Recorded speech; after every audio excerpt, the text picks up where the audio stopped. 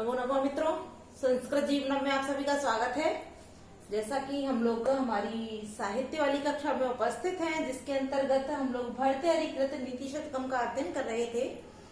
तो कल की कक्षा में हम लोगों ने 22वें श्लोक का अध्ययन आरंभ किया था, किंतु समय की कमी होने के कारण श्लोक पूरा नहीं हो पाया था। अर्थात जो इसका अर्थ था, व्याख्या थी, उसको भी अच्छे से नहीं कर पाए थे, क्योंकि अगर उसको अच्छे से करते तो पूरी नहीं हो पाती, इसलिए हमने वही रोक दिया था। तो आज हम लोग 32, 33 और 34वें श्लोक का अध्ययन करेंगे। तो कल की कक्षा तक जैसा कि हम लोगों ने अध्ययन किया था, तो जो भी श्लोक हमारे थे वह सभी मान शौर्य पद्धति के थे। तो आज की कक्षा में जो हमारे 32, 33 और 34वां श्लोक है, यह तीनों श्लोक भी हमारे मान शौर्य पद्धति से ही लिए गए हैं। तो आइए हम लोग हमारे आज के 32, 33 और 34वें श्लोक का अध्ययन करते हैं। तो जैसा कि हम लोगों ने कल वाचन कर लिया था, किंतु आइए आज पुनः वाचन करते हैं, तत्पश्चात इसके अर्थ को जानते हैं। तो भर्तृहरि जी कहते हैं कि वरम पच्छेद समद मघवन सुप्त कुलिश प्रहारैरुद्गच्छ बहुल दहनो उद्गार गुरुभि तुषाराद्रै शूनो रह पितरि क्लेश विवशी न चासौ संपाता पयसि पयसाम पत्युरुचितम। अब जैसा कि हमने कल की कक्षा में इतना जान लिया था कि यह जो श्लोक है यह भी हमारी पौराणिक कथाओं के ऊपर ही आधारित है। तो पहले इसके अर्थ को जानते हैं, तत्पश्चात इसकी कथा को जानते हैं। तो यहाँ सबसे पहले भर्तृहरि जी कहते हैं, यहाँ से इसका अर्थ लेते हैं कि उद्गच्छ बहुल दहनो उद्गार गुरुभि। उद्गच्छ, उद्गच्छ, उद माने ऊपर की ओर, गच्छ माने जाती हुई, अर्थात ऊपर की ओर जाती हुई, तात्पर्य ऊपर को उठती हुई।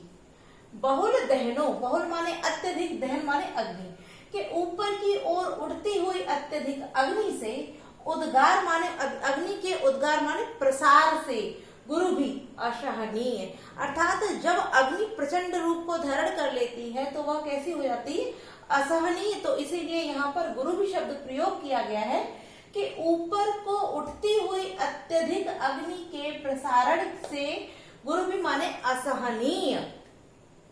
अब किस प्रकार से असहनीय कि समद मघवन सुप्त कुलिश, समद माने मद से युक्त, समद मद से युक्त, तात्पर्य गर्व से युक्त, मघवन माने इंद्र, के गर्व से गर्वित अर्थात मद से युक्त इंद्र के द्वारा सुप्त कुलिश मुक्त अर्थात छोड़ दिया गया है।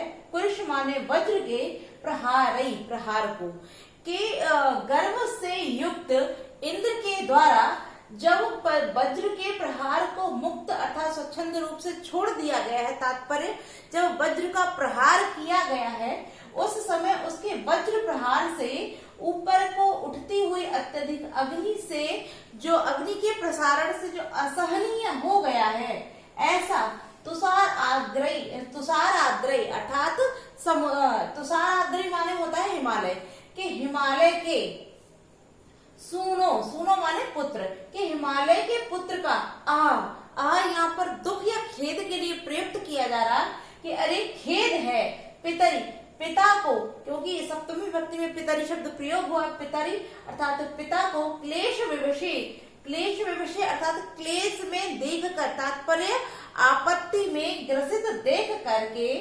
पैशाम पत्यु, पैशाम माने जल के, पत्यु माने स्वामी, कि जल के स्वामी। अब जल का स्वामी कौन होता है, तो आगे लिखा हुआ पयसी, पयसी से तात्पर्य है समुद्र। तो जल का स्वामी कौन है, समुद्र, के जल के स्वामी समुद्र में चार असौ, च माने और, असौ माने उसका। अब यहाँ किसकी बात की जा रही है, तो तुषार आद्रई शूनु अर्थात हिमालय के पुत्र, जो कि हिमालय का पुत्र कौन है, मैनाक, कि तो मैनाक का संपातः, संपातः माने कूद पड़ना, न उचितम, उचित न माने नहीं है। अब देखते हैं यहाँ लिखा हुआ पच्छेद, पक्ष माने पंखों का, छेदा माने काटा जाना, वरम माने श्रेष्ठ है, कि जो पर्वत है, हिमालय आदि जो पर्वत है, उनका पंखों का काटा जाना श्रेष्ठ है। तो अब ऐसा हिमालय पर्वत का पंख, तात्पर्य यह कि क्या पर्वतों के भी पंख होते हैं। तो जैसा कि हम लोगों ने अपने पुराणों का अध्ययन प्राचीन समय में कर रखा है, अर्थात प्राचीन समय में ऐसा माना जाता है कि जो हमारे जितने भी ग्रंथ हैं, आदि ग्रंथ हैं, तो उनमें ऐसा वर्णन भी है कि जो पहले पर्वत होते थे, सभी पर्वतों के पंख हुआ करते थे और पर्वत पंखों के द्वारा एक स्थान से उड़ करके दूसरे स्थान पर पहुंच जाया करते थे। तो क्योंकि जब कोई भी क्योंकि हम लोग जानते हैं जो पर्वत होते हैं अत्यधिक विशाल होते हैं, तो जब पर्वत एक स्थान से उड़ करके अपने पंखों के द्वारा जब दूसरे स्थान पर पहुंच जाते थे, तो जो भी उसके नीचे जीव जंतु इत्यादि, जो भी मनुष्य इत्यादि आ जाते थे, वह सभी उसके नीचे दब जाते थे और दबने से उनका नाश हो जाता था, अर्थात उन लोगों की मृत्यु हो जाती थी। तो इस कारण, क्योंकि जो पर्वत होते हैं अत्यधिक बड़े होते हैं, विशाल होते हैं, तो उसके नीचे अत्यधिक लोग दबकर मर जाते थे। इस कारण देवताओं में जो इंद्र थे, देवराज इंद्र बोला जाता था, तो देवताओं के जो राजा इंद्र थे, उन्होंने जब अन्य प्राणियों की त्राही त्राही सुनी कि किस प्रकार से वह पर्वतों के नीचे दबकर मृत्यु को प्राप्त हो जाते हैं, तो उन्होंने क्रोध में आकर और गर्व से युक्त होकर, अर्थात मद से गर्वित होकर, अहंकार से युक्त होकर के इंद्र ने अपने वज्रों के प्रहार को उनके ऊपर छोड़ दिया। किसके? पर्वतों के। जब उनके ऊपर उन्होंने अपने वज्रों का प्रहार किया, तो क्योंकि हम लोग सभी जानते हैं जो वज्र होता है वो अत्यधिक कठोर होता है, अर्थात वज्र कठोर होने के कारण, और जो पर्वत होते हैं ये पर्वत भी कैसे होते हैं? कठोर होते हैं। तो जब कोई एक कठोर वस्तु दूसरी किसी कठोर वस्तु से टकराती है, तो वहां अत्यंत भीषण अग्नि उत्पन्न हो जाती है। तो इसी कारण से जब मद से युक्त इंद्र ने सुक्त अर्थात मुक्त तरीके से, मुक्त प्रकार से युक्त अर्थात क्या किया कि वज्र के प्रहारों को जब हिमालय आदि पर्वतों के ऊपर छोड़ा, तो जब हिमालय के पर्वत किस लिए कि पच्छेद अर्थात हिमालय के पंखों को काटने के लिए उसके ऊपर छोड़ा, तो उसकी टकराह अर्थात जो पर्वत थे उनकी और वज्र की टकराह से जब भीषण अग्नि उत्पन्न हुई, तो उस ऊपर को उठती हुई बहुत अत्यधिक मात्रा की अग्नि के प्रसार से अर्थात फैलने से असहनीय अग्नि को देख करके जो हिमालय का पुत्र था, उसने क्या किया कि वह डर के कारण अर्थात अपनी पिता की इस व्यवस्था को देखकर भी उसने जो जलों का स्वामी अर्थात जो समुद्र था, उस समुद्र में वह जाकर छिप गया, अर्थात उसमें जाकर वह कूद गया।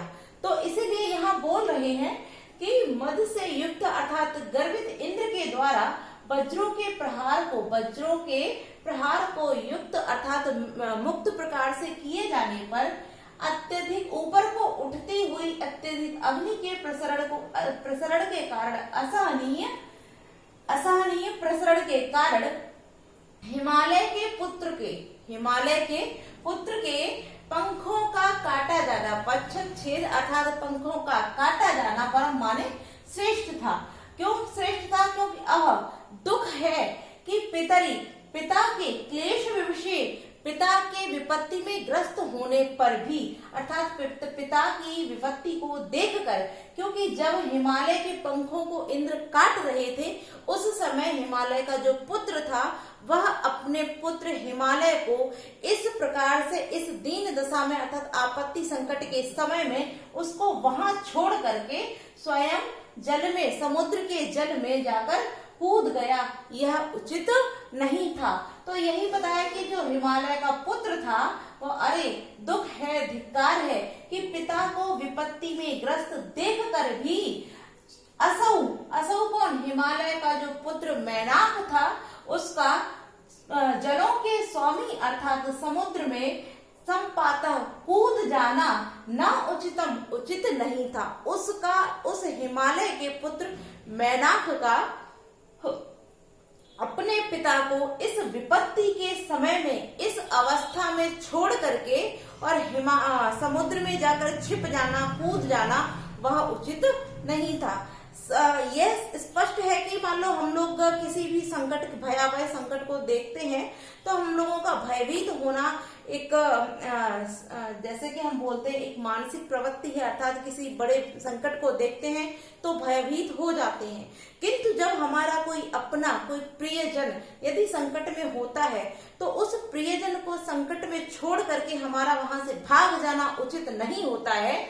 इसीलिए यहाँ बताया जा रहा है कि जो हिमालय का पुत्र मैनाक था, उस मैनाक ने जब अपने पिता को विपत्ति में ग्रस्त देखा अर्थात संकट में देखा, तो उस समय जाकर भी वह उसने क्या किया कि समुद्र के जल में जाकर वह कूद पड़ा, यह उसके लिए उचित नहीं था। तो हम लोगों ने अर्थ को जान लिया है। आइए एक बार पुनः संपूर्ण अर्थ को देख लेते हैं, तत्पश्चात आगे बढ़ते हैं। तो यहाँ भर्तृहरि जी कहते हैं कि ऊपर को उठती हुई अत्यधिक अग्नि के प्रसरण के कारण असहनीय और मद से युक्त अर्थात सह दर्प वाले इंद्र के द्वारा जब मुक्त प्रकार से वज्र प्रहार किया गया, उस समय हिमालय के पुत्र के पंखों का कट जाना श्रेष्ठ था। क्यों श्रेष्ठ था? क्योंकि दुख है वह पितरी अर्थात अपने पिता हिमालय को विपत्ति के समय में देखकर भी जलों का जो स्वामी अर्थात समुद्र है उसमें कूद पड़ा। असौ माने वह जो मैनाक था वह जल में कूद पड़ा। न उचितम, यह उचित नहीं था, किंतु जो उसके पंखों को काट दिया गया यह उचित था, जिससे कि कोई भी व्यक्ति जो जनजीवन आहत हो रहा था वो आगे जाकर आहत नहीं होगा। इस कारण इन पर्वतों के पंखों का काटा जाना तो श्रेष्ठ था, किंतु हिमालय के पुत्र को अपने पिता हिमालय को स्वयं विपत्ति में देख करके अपने आप को अर्थात स्वयं को हिमालय समुद्र में जाकर छिप जाना अर्थात समुद्र में कूद पड़ना यह उचित नहीं था। इस प्रकार से भर्तृहरि जी बताते हैं कि जब अपना कोई व्यक्ति संकट में हो उस समय उस व्यक्ति की सहायता करनी चाहिए, ना कि उस संकट की घड़ी में आप स्वयं को वहां से भाग जाना चाहिए। तो हम लोगों ने अर्थ को जान लिया है। आइए अब देखते हैं इसके मुख्य मुख्य शब्द जहां से प्रश्न बन सकते हैं या जो मुख्य मुख्य प्रश्न है। सबसे पहले तो प्रश्न यही उठता है, यहाँ से एक प्रश्न बनता है कि जो पर्वत थे पर्वतों के पंखों को किसने काटा है। और मैंने जहां तक देखा है ये प्रश्न एक दो परीक्षाओं में पूछा भी जा चुका है कि हिमालय इत्यादि जो पर्वत थे इन पर्वतों के पंखों को किसके द्वारा काटा गया है। तो यहाँ जैसा कि हम लोग देखते हैं समद मघवना अर्थात मद से युक्त जो इंद्र थे, तो समद मत लिखे केवल मघवना अर्थात इंद्र के द्वारा ही पर्वतों के पंखों को काटा गया है। और दूसरा प्रश्न ये भी बन सकता है कि हिमालय के पुत्र का नाम क्या है। तो हिमालय के पुत्र का नाम मैनाक है, मैनाक हिमालय के ही पुत्र थे। और अगला प्रश्न यदि इस प्रकार से कि हिमालय के पुत्र मैनाक ने अपने पिता को क्लेश विषे अर्थात जब विपत्ति में ग्रस्त देखा तो वह किस स्थान पर जाकर छिप गया या कूद पड़ा, तब आपका हो जाएगा पयशी अर्थात समुद्र में जाकर कूद पड़ा या छिप गया। तो इस प्रकार हम लोगों ने यहाँ से जो प्रश्न बन सकते हैं उनको देख लिया। अब इसकी आइए व्याकरणिक टिप्पणियों को देख लेते हैं। तो सर्वप्रथम यहाँ लिखा हुआ है हमारा समद। तो यहाँ पर जो हमारा समद शब्द लिखा हुआ है समद में अर्थात मदेन सह, यहाँ पर समद में बहुव्रीहि समास हो जाएगा। आगे यदि हम तुषार आद्रई की बात करें तो तुषाराणाम आद्रई अर्थात यहाँ षष्ठी तत्पुरुष समास हो जाता है और इसमें षष्ठी तत्पुरुष समास हो जाएगा। और आगे देखते हैं हमारा यहाँ लिखा हुआ हमारा शब्द है संपातः। तो सम उपसर्ग पूर्वक पत धातु के साथ जब घय प्रत्यय का विधान करते हैं तब यहाँ संपातः शब्द निष्पन्न होता है। और यदि हम क्लेश विवशे शब्द की बात करें क्लेश विवशे तो क्लेशेन विवश अर्थात यहाँ पर तृतीया तत्पुरुष समास हो जाता है। और यदि हम यहाँ संधियों की बात करते हैं तो यहाँ देखते हैं प्रहारई धन उद्गच्छद बहुल दहनो, तो प्रसारई धन उद्गच्छ तो यहाँ पर विसर्ग संधि हो जाएगी। और आगे दहनो उद्गार दहन धन उद्गारा तब यहाँ गुण संधि हो जाएगी। और आगे देखते हैं सुनो अररा तब यहाँ पर भी हमारी विसर्ग संधि हो जाएगी। चा धन असौ है पत्यु धन उचितम, यहाँ पर भी हमारी विसर्ग संधि हो जाएगी। पत्यु धन उचितम हो जाएगा उचितः। तो इस प्रकार से यहाँ पर अप्रहारा शब्द जो हमारा बना हुआ प्रहारा, तो प्र उपसर्ग पूर्वक जब यह धातु के साथ हम घय प्रत्यय का विधान करते हैं तो हमारा प्रहारे शब्द निष्पन्न होता है। अब यदि हम इस श्लोक में छंद की बात करते हैं तो यहाँ पर भी हमारे जो छंद है वह शिखरणी छंद है और शिखरणी छंद के साथ साथ यहाँ पर जो अलंकार दिया है वो परिकर अलंकार में यह हमारा जो छंद है वह निबद्ध है। इसमें शिखरणी छंद के साथ साथ परिकर अलंकार है। तो इस प्रकार से हम लोगों ने 32वें श्लोक का अर्थ जान लिया है। तो आइए अब हम अपने 33वें श्लोक की ओर बढ़ते हैं और उसके पश्चात हम अपना 34वां श्लोक आरंभ करेंगे।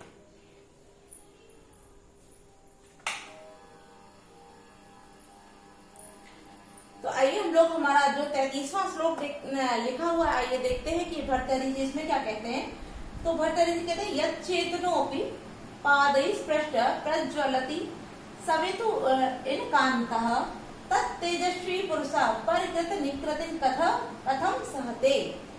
अब यहाँ देखते हैं भर्तृहरि जी कहते हैं यहाँ यद धन अचेतन हो जाएगा। जब दा को हम हलंत करेंगे तो अचेतन निकल के आ जाएगा कि अचेतनो अपि, यद माने जब, अचेतन अपि, अचेतन अर्थात जो चेतन नहीं है, अर्थात जिसमें चेतना नहीं, तात्पर्य जो क्या बोलते हैं पाषाण, अर्थात जो अचेतन है। तो अचेतन होने पर भी पादई, पादई माने किरणों के, स्पृष्ट माने स्पर्श से, प्रज्वलति माने जल उठती है, शवेतु इनकान्तः, शवेतु माने सूर्य और इनकान्तः माने मणि। तो यहाँ मणि के लिए ही बोला जाता है कि अचेतनः, कि इनकान्तः, इनकान्तः तात्पर्य मणि के अचेतना, अचेतन होने पर भी, अर्थात उसमें चेतना न होने पर भी, प्राण न होने पर भी। तो इनकान्तः अर्थात जो मणि है उसके अचेतन होने पर भी, सवितु, सवितु अर्थात सूर्य की, पादई किरणों के, स्पृष्ट स्पर्श होने पर या पड़ने पर, यत माने जब, प्रज्वलति जल उठती है, कि जो सूर्यकांत मणि होती है। आपने देखा होगा कि हम देखा क्या तात्पर्य, सुना होगा कि जो सूर्यकांत मणि है जब वह सूर्य की किरणों के संपर्क में आती है तो वह भी सूर्य के समान ही प्रकाशमान हो जाती है। तो यही बताया जा रहा है कि जो सूर्यकांत मणि होती है, इनकांता तात्पर्य जो मणि होती है वह सवितु माने सूर्य की पादई किरणों के स्पर्श होने पर, अचेतना, अचेतन होने पर भी, अर्थात उसमें प्राण न होने पर भी, यत माने जब, प्रज्वलति माने जल उठती है, कि जो अचेतन होने पर भी सूर्यकांत मणि सूर्य की किरणों के स्पर्श होते ही, यत माने जब, प्रज्वलति माने जल उठती है, तत् माने तब, तेजस्वी पुरुषः, जो तेजस्वी पुरुष होते हैं, तात्पर्य जो तेज से युक्त होते हैं, ऐसे पुरुष परिकृत निकृतिं, परिकृत अर्थात दूसरे के द्वारा, कृत माने किए जाने पर, निकृतिं अर्थात अपकार को, अर्थात तिरस्कार को, कथम किस प्रकार सहेत माने सहेंगे, कि जब जो क्या बोलते हैं अचेतन अर्थात प्राणों से हीन होने पर भी जो मणि होती है, सूर्यकांत मणि होती है, वह सूर्य की किरणों के संपर्क मात्र से जल उठती है। तो तत्माने तब जो तेजस्वी मनुष्य होते हैं, अर्थात जो स्वयं के पराक्रम के द्वारा ही जाने जाते हैं, मान वाले होते हैं, सम्मान वाले होते हैं, ऐसे तेजस्वी मनुष्य जब दूसरों के द्वारा किए गए, अर्थात पर माने दूसरों के, कृत माने किए गए, कि दूसरों के द्वारा किए जाने पर क्या, निकृतिम अर्थात अपकार या अनादर, कि दूसरों के द्वारा अनादर को कथम माने किस प्रकार सहते माने सहते, कि वह जो तेजस्वी मनुष्य है जब उनका कोई दूसरा कोई बाहरी व्यक्ति जब उनका तिरस्कार करता है, अपकार करता है, तो वह ऐसे अपकार को किस प्रकार से सह सकते हैं, अर्थात वह उस अपकार को बर्दाश्त नहीं कर सकते हैं। क्यों नहीं कर सकते हैं? क्योंकि जब सूर्यकांत मणि एक पदार्थ होते हुए भी, वह प्राण से रहित होते हुए, अचेतन होते हुए भी, जब केवल सूर्य की किरणों के संपर्क मात्र से दैदीप्यमान अर्थात ज्वलित हो जाती है, तब जो तेजस्वी मनुष्य है वह तो चेतना से युक्त है, उनमें तो प्राण भी है, चेतना भी है और उनका पराक्रम भी है।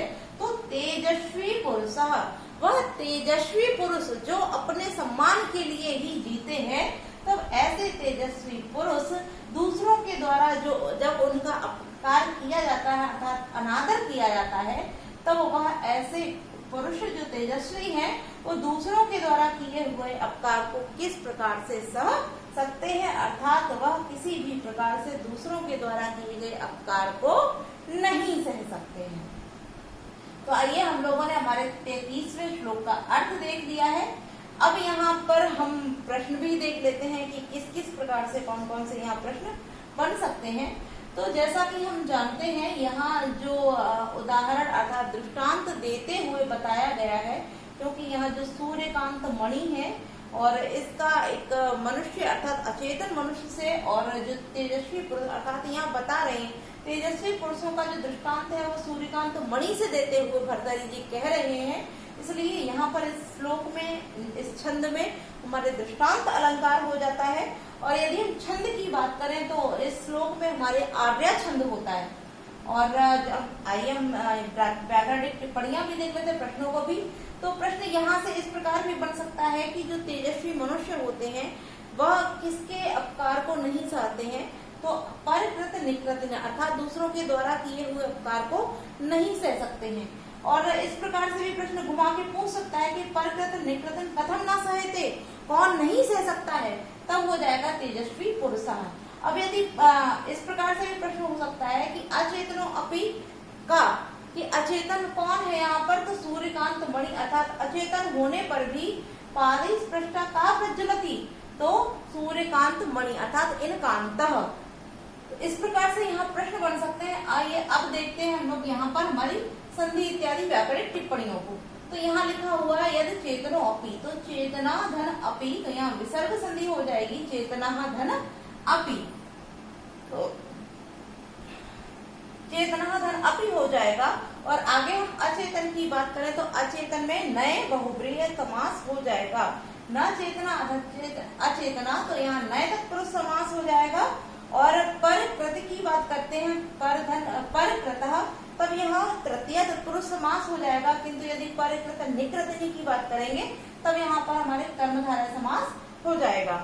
अब हम यहाँ निकृति शब्द जो हमारा लिखा हुआ निकृति, तो यहाँ उत्पत्ति देखते हैं। तो नि उपसर्ग पूर्वक यदि कृ धातु के साथ हम जब कितन प्रत्यय का विधान करते हैं तब यहाँ पर निकृतिन शब्द हमारा बन जाता है।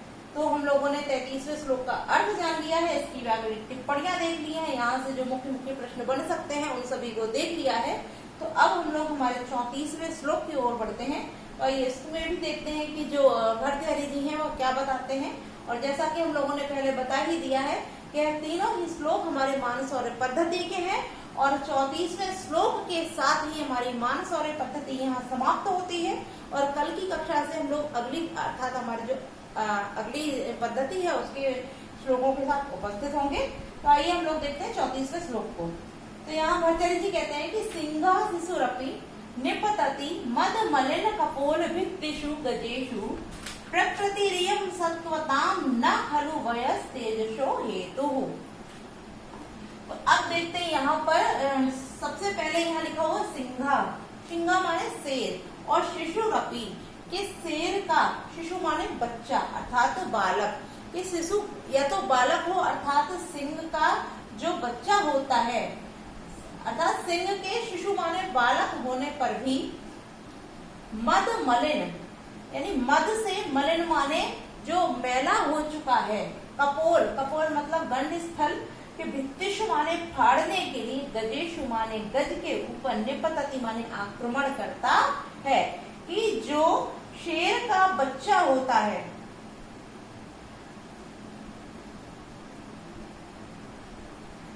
कि सिंह शिशुरपि अर्थात जो सिंह का शिशु होता है अर्थात शेर का जो बच्चा होता है या सिंह के शिशु होने पर भी, अर्थात हम सभी लोग जानते हैं जब बालक जन्म लेता है तो छोटा होता है, शिशु होता है। तो यहाँ सिंह के शिशु की ही बात की जा रही है कि जो सिंह शिशु होता है या सिंह के शिशु होने पर भी वह क्या करता है, मद मलिन अर्थात जो मद से च्युत, जिसका मद निरंतर झरता रहता है और मद के बहने से जिसका मलिन अर्थात गंदा हो गया है, क्या, कपोल अर्थात कपोल स्थल, तो मद से मलिन हुए कपोल वाले, गजेषु माने गज के, भित्तिषु फाड़ने के लिए, कि मद से मलिन कपोल स्थल को फाड़ने के लिए गजेषु माने गजों पर, निपतति माने आक्रमण कर देता है। अब देखिए यहाँ क्या कह रहे हैं भर्तृहरि जी, कि जब सिंह शिशु होता है अर्थात सिंह का जो बालक होता है वह भी गजों की किस स्थल पर, कि मद से मलिन कपोल स्थल को फाड़ने के लिए उस पर निपतति माने आक्रमण कर देता है। चाहे सिंह छोटा हो चाहे बड़ा हो, वह गज के ऊपर जब भी आक्रमण करता है तब किस स्थान पर करता है, जो उसका कपोल स्थल जो कि मद से मलिन हो गया है, ऐसे कपोल मद से मलिन कपोल स्थल को फाड़ने के लिए गजों के ऊपर आक्रमण करता है। क्यों? क्योंकि सत्वताम अर्थात शक्तिशालियों की, इयम माने यही, प्रकृति माने स्वभाव, कि शक्तिशालियों का इयम माने यही, प्रकृति माने स्वभाव होता है, कि जो शक्तिशाली व्यक्ति होते हैं उनका यही स्वभाव होता है।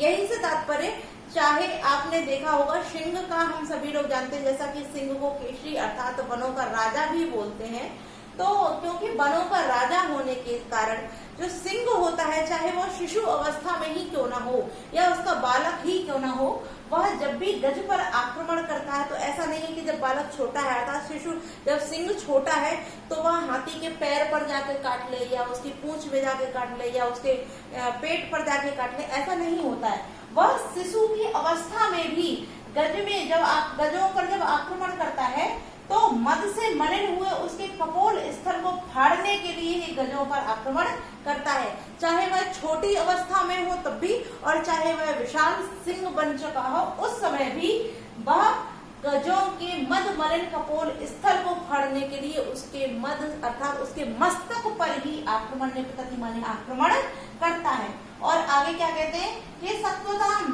जो शक्तिशाली व्यक्ति होते हैं, ये माने यही उनकी प्रकृति माने स्वभाव होता है, कि जो शक्तिशाली व्यक्ति होते हैं उनका यही स्वभाव होता है।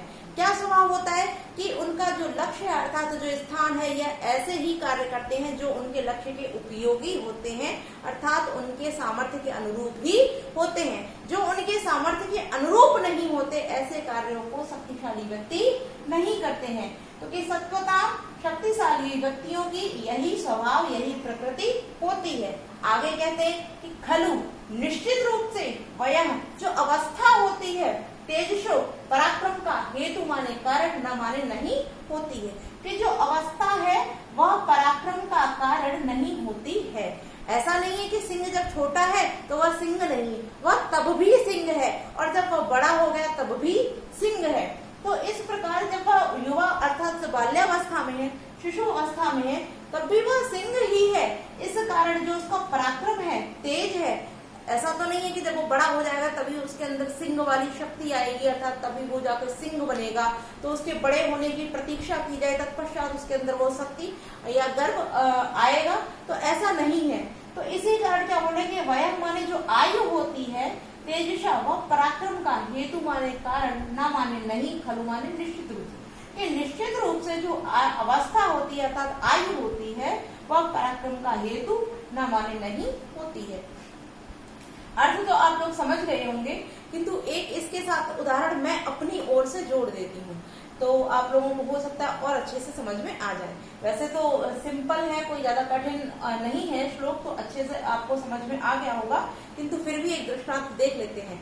जैसे कि हम लोग सभी जानते हैं जब महाभारत का युद्ध हुआ था तो महाभारत या हमारे शास्त्रों में भी यदि किसी धनुर्धर की बात की जाती है तो महान धनुर्धर के अंतर्गत जो सर्वप्रथम नाम लिया जाता है वह अर्जुन का लिया जाता है, कि सर्वशक्तिमान अर्थात सर्वप्रथम जो शक्तिमान धनुर्धर थे वह कौन थे, तो वह अर्जुन थे।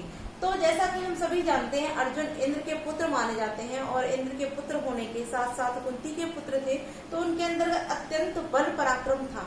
किंतु आपने सभी ने सुना होगा कि जब उनकी अर्जुन की पत्नी सुभद्रा जब गर्भावस्था में थी उस समय उनके अंदर एक जिज्ञासा उत्पन्न हुई कि उन्होंने अर्जुन से अपने आप को अर्थात तो उनके अंदर जो जिज्ञासा हुई कि मुझे आप चक्रव्यूह की रचना करना और उसका भेदन करना सिखाइए, बताइए। तो उस समय वह अपनी पत्नी सुभद्रा को चक्रव्यूह की रचना इत्यादि बताने लगते हैं। तो जैसे कि जब तक सुभद्रा को नींद नहीं आती है तब तक वह संपूर्ण कथा को सुनती है, और जब अंतिम द्वार की बात आती है उसी समय उनको निद्रा आ जाती है। तो ऐसा माना जाता है कि माता की गर्भ में जो संतान होती है वो जब तक माता जागती है तभी तक संतान उस ज्ञान को ग्रहण करता है। तो इसी प्रकार जब अभिमन्यु ने संपूर्ण कथा को सुना तो उनके अंदर भी वह सभी ज्ञान उत्पन्न हो गया।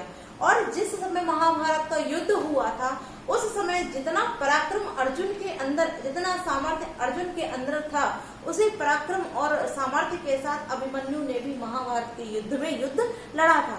जबकि उस समय जो अभिमन्यु की आयु थी वो बहुत ही कोमल थी, अर्थात वह बहुत ही कम उम्र के बालक थे। तो जैसा कि यहाँ पराक्रम की बात होती है तो वही पराक्रम से यहाँ तक तेजस्व माने पराक्रम, अवयव माने अवस्था, कि निश्चित रूप से जो तेज होता है, पराक्रम होता है, वह अवस्था के कारण नहीं होता है, वो आपके अंदर स्वतः जन्म से ही उत्पन्न होता है। इसी कारण मैंने अभिमन्यु की कथा को इस कथा के साथ संबंधित किया है। तो आपको अब और अच्छे से श्लोक का अर्थ क्लियर हो गया होगा। तो श्लोक का अर्थ हम लोगों ने जान लिया है। तो आइए अब देख लेते हैं इसकी कुछ व्याकरणिक टिप्पणियां। यदि हम छंद की बात करें तो यह भी हमारा आर्या छंद में है, और यहाँ अर्थांतरन्यास अलंकार है क्योंकि यह पूरा संपूर्ण श्लोक ही, और ये जो इसकी यहाँ ना खलु वैशो हेतु यह हमारा श्रुति वाक्य है, तो अर्थांतरन्यास अलंकार में है। और यदि हम टिप्पणियों की बात करें तो यहाँ मद मलिन लिखा हुआ है, तो मदेन मलिन अर्थात मद से मलिन, तृतीय तत्पुरुष समास हो जाता है। यहाँ से सुधन अपि, तो यहाँ हमारी विसर्ग संधि हो जाएगी। भित्तिषु और गजेषु सप्तमी विभक्ति है, और प्रकृति धन इयम यहाँ पर भी हमारी विसर्ग संधि हो जाएगी। वया धन तेजस्व यहाँ भी विसर्ग संधि है, और हेतु के कारण यहाँ तेजस्व में षष्ठी विभक्ति का विधान किया गया है। तो आज के लिए हम लोग इतना ही रखते हैं। कल 35वें श्लोक से आरंभ करेंगे। तो आप सभी को अच्छे लग, मुझे पूरी उम्मीद है श्लोक अच्छे से समझ में आ गए होंगे। तो आज के लिए इतना ही मित्रों। नमो नमः।